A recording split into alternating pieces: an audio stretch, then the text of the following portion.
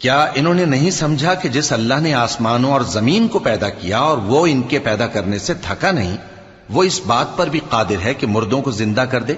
हां, क्यों नहीं, वो हर चीज पर कादिर है। और जिस रोज इनकार करने वाले आग के सामने किए जाएंगे तो उनसे पूछा जाएगा, क्या यह हक नहीं है? तो कहेंगे, क्यों नहीं, हमारे परवरदिगार की कसम, ये हक है। अल्लाह फरमाएगा कि तुम जो दुनिया में कुफ्र किया करते थे, तो अब उसकी वजह से अजाब के मजे चखो।